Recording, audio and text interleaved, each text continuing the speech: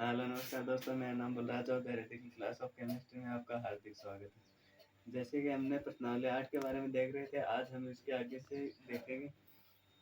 तो इसके अंदर क्या है, हमने देखा था त्रिकोणमिति के बारे में, जिसके अंदर जो त्रिभुज होता है, त्रिभुज के अंदर हमें कर्ण, आधार और जो लंब है वो ज्ञात करना होता है। जैसे कि मैंने पिछली वीडियो में आपको बता दिया था, आप देख सकते हो चैनल द्वारा।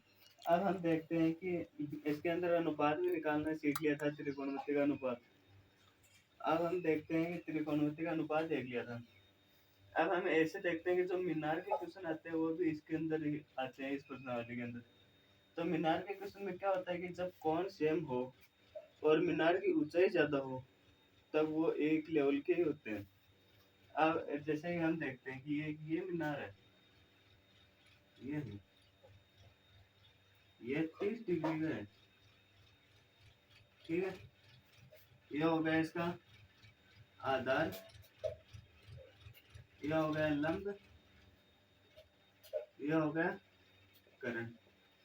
ये इतनी दूरी, ये 20 सेंटीमीटर मानते हैं हम, 20 सेंटीमीटर। स्केल की सहायता से हमने ये दूरी देखी है। ये ये इनसे थोड़ा सा बड़ा है। वही लंब, कर्ण और आधार, ये भी 30 डिग्री का ही है। ये इतनी दूरी है ना, ये क्या है, 30 सेंटीमीटर है। एक हम और मानते हैं,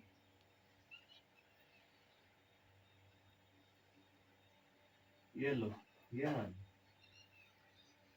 तो ये कौन भी 30 डिग्री का है, ये 40 सेंटीमीटर है। आधार, लंब और कर्ण। हमने ये देखा था कि जो 90 डिग्री का कोण होता है उसके सामने वाली भुजा को हम बोलते हैं कर्ण। इस भुजा को अगर हम थीटा मानते हैं तो ये लंब होता है, इस भुजा को हम अगर थीटा मानते हैं तो ये लंब होता है। ऐसा हमने देखा था। त्रिकोणमिति का हमने अनुपात भी देखा था। अब हम देखते हैं इसकी स्केल की सहायता से ये नापते हैं।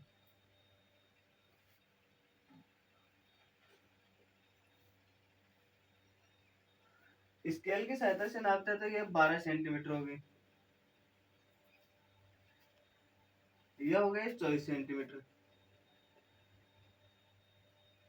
इसको हम मानते हैं 24 सेंटीमीटर, मानते नहीं, स्केल की सहायता से देखते हैं। और इसको स्केल की सहायता से 48 सेंटीमीटर, इसको स्केल की सहायता से देखते हैं 18 सेंटीमीटर। और कर्ण को हम स्केल की सहायता से देखते हैं 36 सेंटीमीटर। इसके अंदर क्या होता है कि जब भी आप नोटबुक के अंदर स्केल से बनाओगे ना तो एकदम से बराबर लेवल में आएंगे, ये छोटी छोटी संख्या नहीं हो सकती।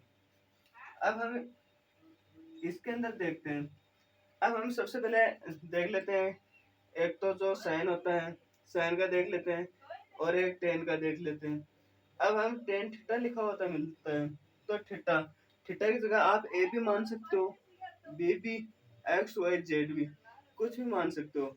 इसलिए हम अब देखते हैं, यहाँ पर लिख देते हैं टेन ए, लिख देते हैं, यहाँ पर लिख देते हैं साइन ए। अब हमें यह नहीं पता रहता है कि साइन और टेन है क्या। अब हम इसको नाम दे देते हैं, इसको बोलते हैं हम ए, इसको बी, इसको सी। तो हम यहाँ पर ए के बारे में डिस्कस करेंगे, यहाँ बी के बारे में, यहाँ सी के बारे में, यहाँ बी है, यहाँ पर ए, ए बी सी के बारे में। अब तो टेन का मान क्या होता है, तो यहाँ पर हम एक सूत्र लिखते हैं, लाल बट्टा कक्का। कक्का से देखते हैं लंब, एल का मतलब होता है लंब, लंब को हम एल से डिनोट करते हैं, और हम आधार को ए से करते हैं, तो ए लिख देते हैं। और करंट को हम लिखते हैं के के द्वारा, रिप्लेस करते हैं। अब इतना तो हो गया। अब इधर भी ऐसा ही है, इधर भी। अब टेन का मान, टेन का क्या है, लंब बटा आधार। यहाँ से देख लेते हैं, एल का मतलब लंब, ए का मतलब आधार, तो लंब बटा आधार, ये तो सभी में होगा।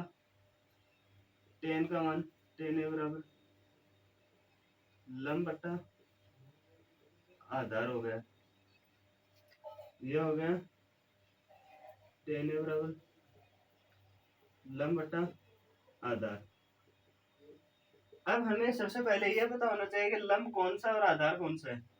तो लंब मैंने पहले यहाँ पर लिख दिया है, लंब का मान 12 सेंटीमीटर और कर्ण का आधार आधार का मान कितना है हमारे पास 20 सेंटीमीटर।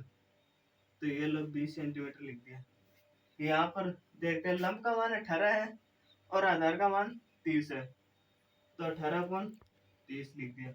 अब हम यहाँ की बात करते हैं, तो लंब का मान 24 है, 24 लिख दिया। यहाँ पर आधार का मान हमारे पास 40, तो 40 लिख दिया। अब कटता उनको इतने से काट दो, 4 दिए 3, 4 दिए 12 और 4 को 5 से करोगे तो 4 पंजो 20 हो गए। ऐसे आप 6 से करोगे तो 6 दिए 18, 6 पंजो 30, ये हो गया। यहाँ पर करोगे 8 दिए 16, 8 पंजो 40। तो आपने देखा कि 3/2, 3/5, 3/5 और 3/5 आ रहा है, तो इसकी जो भुजा है वो समान है। अब हम इसका मान देख लेते हैं साइन से। साइन ए का मान, साइन में क्या होता है, साइन में दोबारा लाल बटा कक्का में आ जाओ, तो लंब बटा कर्ण होता है, तो लंब बटा कर्ण। तो हम यहाँ से निकाल लेते हैं लंब, लंब ये रहा, कर्ण ये रहा। पहले क्या आएगा, एल लिखा हुआ है ऊपर, तो लंब बटा कर्ण। तो हम यहाँ पर लिख लेते हैं लंब बटा कर्ण, यहाँ पर साइन ए लंब बटा कर्ण साइन ए लंब बटा कर्ण। सभी में फॉर्मूला एक होगा। अब हमें मान का लिखता, मान हम यहाँ से देख लेते हैं। पहले लंब, लंब का मान होता है 12 सेंटीमीटर दे रखा है, तो यहाँ पर लिख दो 12। कर्ण का मान हमारे पास क्या है 24, तो 24 यहाँ से लिख दो। अब दे रखा है यहाँ पर लंब का मान 18, 18 अपॉन कर्ण का मान 36, तो 36 हो गया। अब हम देखते हैं इसके अंदर लंब का मान दे रखा है 24 और कर्ण का मान दे रखा है 48। तो अब इसको काटोगे तो क्या आएगा, 12 एकम 12, 12 दूनी 24, 18 एकम 18, 18 दूनी 36, 4 एकम 24, 24 दूनी 48। तो इसका मान आएगा 1/2, 1/2, 1/2।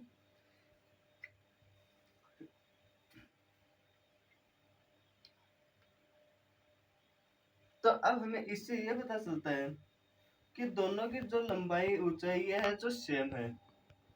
जो हम इसकी जितनी दूरी बढ़ाई है उतनी दूरी ये संख्या की बढ़ जाएगी और जिसका मान है वो सेम है।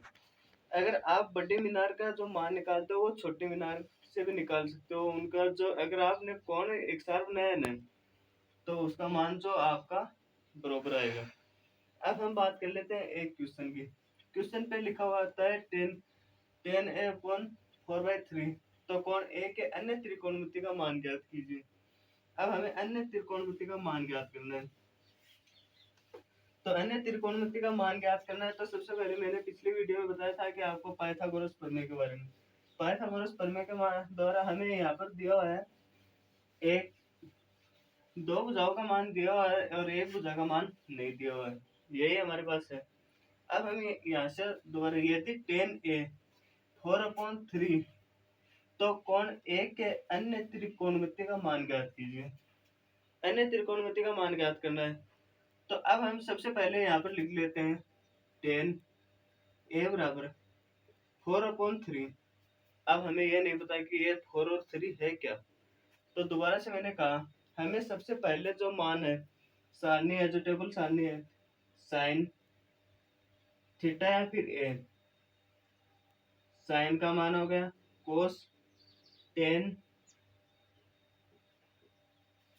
कोट सेक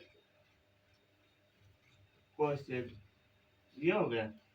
अब हम इसका मान कहाँ से निकाले, ये भी तो हमें आना चाहिए। तो हम मैंने कहा कि लाल बट्टा कक्का से, लाल बट्टा कक्का का फॉर्मूला लिखते हैं। तो लंब बट्टा कर्ण, sin A का मान होता है लंब बट्टा कर्ण, यहाँ पर हो गया आधार अपॉन कर्ण, आधार अपॉन कर्ण, और